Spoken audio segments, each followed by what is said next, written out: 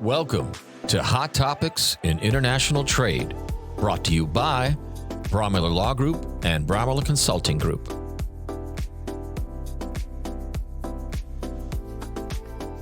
Welcome. I'm Bob Brewer, your host.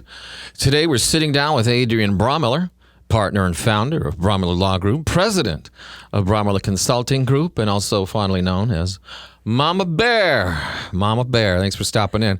Hey, there's something that intrigues me. It's our topic for today. It intrigues all of us here, quite frankly, because we do a lot of these, and it's called prior disclosures. Mm-hmm. This is one of Adrienne's favorite topics, so I thought we'd get things kicked off.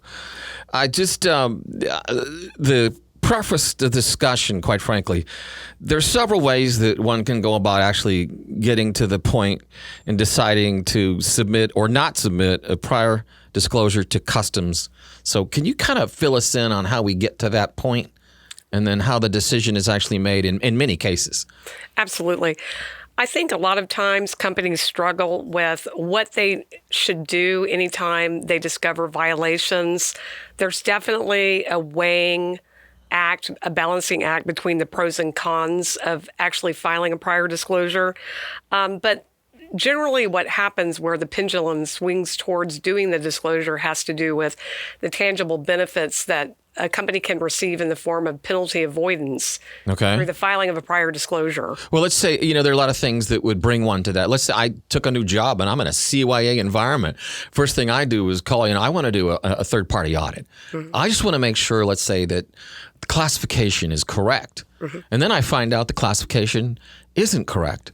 And that's something that I need to decide. This goes back, 5 years now?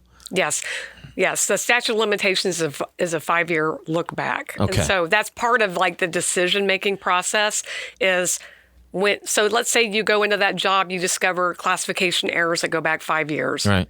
That's a heck of a lot of effort trying to figure out how pervasive that error is with regards to what you found, which is probably one or two classification errors. You haven't looked at the whole 5-year history. No. Right? No, but I got a boo-boo now. You got a boo-boo. And how big is this boo-boo is the question now. Right. And this is something, obviously, I'm going to have to divulge to management. And they're like, well, what do we do now? Yeah, so I think part of it is it's really critical, and we see this time and time again, where companies will find, 4 or 5 errors, mm-hmm. and they're like, well, how deep do these errors go? How far back do they go? Do we have other errors besides these classifications? And so I think part of the answer is to make sure that the company has access to the automated commercial environment. Mm-hmm. So they have an importer account. So ACE. ACE. So they can review their history for a 5-year period. Mm-hmm. So that's really the very first thing I would say they need to do. All right. It starts there, but it certainly doesn't end there, because all you're going to see in ACE are tariff classifications without a description of the specific product. You won't have part numbers in ACE, so you're going to actually have to marry the ACE data to the actual product lines to see if there's errors or not. So it's definitely an involved endeavor. Mm-hmm. And one thing we've done to help limit the time and the effort and the cost dedicated is to do statistical sampling. Got it. All right. Yeah. So I think that can certainly help. I mean, that's not without its own costs and time and effort. True. But now we're into the phase of, all right, I've decided to go forward with this. It's all about mitigation strategy now. Right. I want to pay less than penalty by coming forth to customs and saying, we've recognized this within our supply chain. We've misclassified this particular product for the last 2 years. Mm-hmm. What do I pay right off the bat when I submit this? Well, what you would have to do is you would have to determine, you would take whatever the errors are, you would quantify what duty is owed as a result of the errors. So anytime you file a prior disclosure, the key things that you have to have access to do a valid prior disclosure is you have to have the entry dates or definitely the entry dates if possible, or at least the time period. The regs in the statute allow a time frame and not specific entry numbers. Okay. And although the law allows that, Customs is going to have a hard time assigning any kind of loss of revenue tender that you provide unless you provide entry numbers. So as a general proposition, you'll need the entry numbers. You'll need to describe the what the error was and what the correct information should have been. So like in your case, the classifications that were wrong and what they should have been, how they should have been classified. And then we would have to tender money related to that. And so a lot of times people will say, well, I owe millions of dollars. I owe millions of dollars in unpaid anti-dumping and countervailing duty. I want to do a disclosure, but I don't know if I can pay. Right. That's a huge problem because the tender of the money is what's required for validity of the disclosure. So if you can't pay, then there are options, which actually we're finding out Customs is a little bit more flexible on, and that is asking for a payment plan. Right. So I always tell people, like, if you can't pay at all, then don't file a disclosure. Don't. If you cannot pay the duties and you're not willing to enter into a payment plan, then I wouldn't file one. Really? No, I would not file What if one. Customs then discovers that and I haven't filed? Well, again, it all depends on the likelihood of discovery. So it depends on the company. Okay, this is where it gets interesting too. There's a lot of lawyer speak called depends. I know. A veritable plethora It's a veritable of plethora outcomes. of factors that weigh into this, Yes, right? I love that veritable plethora thing. Yeah.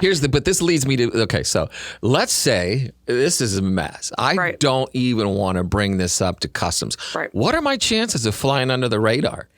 You have a decent, you could have a decent chance of flying under the radar. I will say this. Prior to ACE becoming as robust and sophisticated as it is currently, it's the same data that Customs uses to target people. Prior to that, you had good odds that maybe you would fly under the radar. So under the table, I correct our classification. Here's the problem with that. If you take a product and it's classified one way and now you're changing it to a different way, it's going to be it'll flag. That's Customs. a flag. It's going to flag. Okay. So that would not be the greatest thing to do, but people do that. They'll say, look, I'm only going to fix it going forward because you know why? Because a PD is not legally required. It's only your option. Right.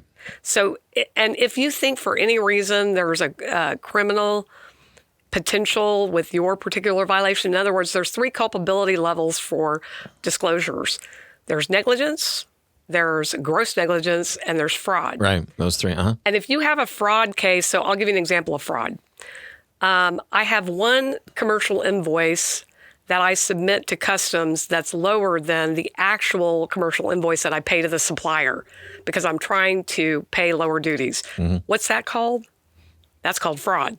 Okay. Exactly. So in those instances where it's a fraud case, you really have to think about whether or not going forward makes sense because anything you disclose can be used against you in a prosecution. It can be referred to the Department of Justice for prosecution, or the U.S. Attorney's Office. So, you have to think about that. Yeah. But having said that, have I ever submitted disclosures that involved fraud? I have. Okay. And have we ever had a prosecution? No, we haven't. That's not to say it can't happen, but it hasn't. But I just wanted to say one other thing about the disclosure piece. The other problem that companies have is the more other people know about the disclosure, the violation, the more likely it is that somehow it gets out, right? Well, wait a minute now. This is interesting. There's a company out there who does nothing but whistleblow. That's right. This is how they make their living. Yep. So what do they get? Like they turn you in, they find out. How do they find out that you've actually got a violation? Turn you in and they get 30% of the... Yes. Up to 30%? Up to 30%. Wow. Yeah, so it's called false claims. False claims claim? So the False Claims Act allows the party, well, basically what they have to do is go to the government and see if the government will take the case on. Okay. So sometimes the government refuses to take the case and there are some parties, whistleblowers, that will continue onward with the case because of the potential for collecting money back. So, yeah, that's the other thing. I've actually had that happen where the client asked for a memo relating to pros and cons of doing a disclosure. Right. Why wouldn't you want to file it with all the tangible benefits that you get? Why wouldn't you? Well, yeah. So, I think in their case, they didn't have the money. Yeah, back to that. So they wanted pros and cons in a memo. All right. And I gave them that. And then they decided, well, we can't afford it. So then later, probably about a year later, I get a call from the U.S. Attorney's Office. And the attorney says, I understand you did a memo. And I'm like, do you have my memo? Because that's attorney-client privilege. Yeah. Oh, no, I don't have your memo. But that was a False Claims Act case. So, bottom line is that the fewer people that know about these violations, the more critical it is. Oh, there was one other. Should I make a prior disclosure of my CBP violations if I know that such violations are under formal investigation by CBP? It's a tough question. And I have this exact circumstance. And I think a lot of attorneys who've been doing this for a while have had this too. Okay. And what I would say is that you have to really figure out whether or not the violations are fraudulent or not. Because anytime Customs does an investigation, they're really thinking there's fraud. Mm-hmm. But I'm going to say that probably in 9 times out of 10, it's negligence or gross negligence. So if you have the opportunity to really look at the violations and you're like, this really isn't fraud, mm-hmm. and I don't think the government can prove fraud, then you can go to the government and say, I would like to work with you, and I still want to send in a disclosure, even though I'm not entitled to penalty avoidance. Mm-hmm.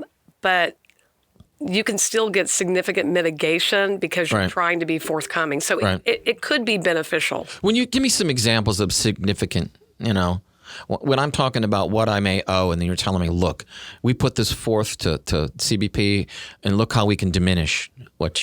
Well, most of the disclosures that I work with, oftentimes the penalties are in the millions. Okay. And often the duties that we owe are in the millions. Right. So if the duties that you owe are in the millions, the penalties are going to be way, way up there. Okay, so let's talk about that. All right. So the penalties that can be issued if you don't file the disclosure, and this is only if there's not notice of a formal investigation, because otherwise you wouldn't get the penalty avoidance, right? Right. So as long as you don't know that, you would be avoiding the penalties that are 2 times the underpayment. So if with a disclosure, you would avoid that 2 times the underpayment plus the underpayment. So it's a 3 times kind of deal for negligence. For gross negligence, it's 4 times. Okay, I was really crappy at math in school, but I think I'm following you. Yeah, so you get it? Yeah. So anyway, it's millions and millions of dollars that can be saved through the disclosure process. So I think that's usually the part that most companies look at and go, oh my God, here I have, if I tender under the disclosure, I'm only giving them what they are owed plus interest. Right. I'm just making them whole. Mm-hmm. But if I don't, then I risk having to pay 3 times that for negligence. That's right. But again, it goes back to the company. Are they going to discover me? Yeah. How long can I fly under the radar? And what about a disgruntled employee? Yeah, I got to worry about that in-house too, quite frankly. Like if you're the guy who's new, right? Yep. You said. Yeah, I want to CYA because I'm here for a reason. Why? Right. That other person left. I don't know anything about that relationship. So here you are, and you're saying, hey, I found these errors, and let's say management says, oh my God, Bob, be quiet. Yeah, exactly. We don't care, Bob, be quiet. Does Exactly. Bob want to continue working there? Does Bob want to save his derrière? I start blackmailing the company. No, you don't. I'll say nothing, but hey, I need a new boat. All right, so Anyway. it's always about the Benjamins. I tell you what, always follow the Benjamins, but in this particular case, you follow the Benjamins and what you risk by looking at that and not coming up with a prior disclosure. That's what I think in most cases, I want to come clean. I think most times that's the answer. I think there are instances where, for whatever reason, let's say that there's violations, but your ability to access the records is very difficult. Let's say you can't get the records. And so the problem is if you can't get those records, then you can't quantify the loss of revenue. Then you can't perfect the prior disclosure. Right. In that instance, you would not want to file one. Gotcha. Got to have good records. All right. Well, Adrienne, we got about maybe 4 minutes left because I want to. Hey, short attention span theater. We're busy people, we know, but we want to let everyone know too. We're going to do a lot of these discussions up and coming. Other topics, I'd love to be able to cover forced labor with you. Absolutely. In the near future. Adrienne's done a lot of presentations on this lately. We've gone as far as looking into companies in China who could or couldn't do this. It's interesting to say the least. Right. What else do you think we should be chatting about with you in the upcoming months? Ooh, these are all good things. Well, I think Section 301, what's going to happen there. All right. Because the USTR has, for lists 1 and 2, they're currently reviewing the comments of U.S. parties who said they want those tariffs to continue. Right. They were supposed to expire. Yeah, well, they got enough comments saying, hey, leave them in place. Yes, they did. So it would be interesting to see what's going to happen with Section 301. Right. I'm sure there's many others, but okay. I think about that and any kind of export enforcement trends. That could be one. Yep, absolutely. All right, so what we're going to do then, conversations like this around 15 minutes max, just to keep you guys kind of updated on how we think, what we think about, and what could benefit you. And we'll have a calendar out on our podcast page under the media section of our website, letting everybody know what's up and coming. Really appreciate you taking the time to chat with us today, Adrienne. Thank you. Thank you.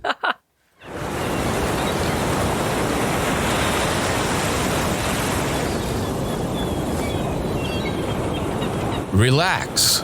We've got you covered. Global trade compliance to us is just another day at the beach.